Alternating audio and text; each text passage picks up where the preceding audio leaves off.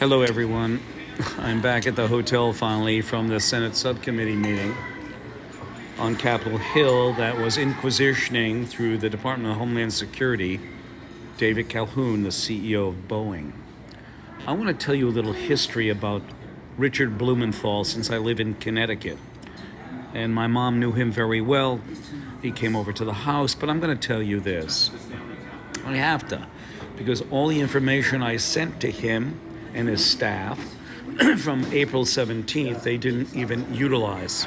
I was sitting in the audience today for pomp and circumstance. In 2009, Lockheed Martin got hacked by China, taking the F-35, and by the way, Lockheed sits on the American National Standards Institute, and so does Boeing. They are standards, but also a certification body. They took over the American National Crediting Board in 2018. So what I'm going after is this. In 2015 to 2021, the Department of Homeland Security was watched over by Communist China. I have all the data. I don't make this up.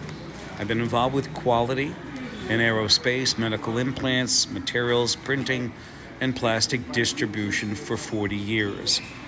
Richard, Rosa DeLauro, another representative, a friend of my mom's, Sylvia, and also Jim Himes and Christopher Murphy, all praised Lockheed Martin for working with an international regulator, Communist China. In fact, if you go and you look up the Connecticut Mirror, with China's okay, Lockheed Martin closes in on the purchase of the Sikorsky aircraft. You will see one sentence there that states, Connecticut lawmakers praise Lockheed Martin for working and getting past its next hurdle, the international regulator. In essence, it should have said, Connecticut lawmakers. Richard Blumenthal, Rosa DeLauro, Jim Himes, Christopher Murphy, praised Lockheed Martin for working with Communist China. He sits as the committee chairman for the Department of Homeland Security. The Department of Homeland Security had an individual, Phil Mattson, who was getting paid off by ANSI, the American National Standards Institute, of $262,000. You don't make this up. In fact, I was talking with a gentleman from the Department of Education, a lawyer, the other night while I was in Washington, while I'm still here. And he said that it is illegal for a federal agency, unless with permission, to sit on a board. That's number one. Number two is that you can't get financial compensation from the company. And I always thought that both federal agencies and corporations need separation. Well, with ANSI, there is no separation. They're involved with Department of Homeland Security.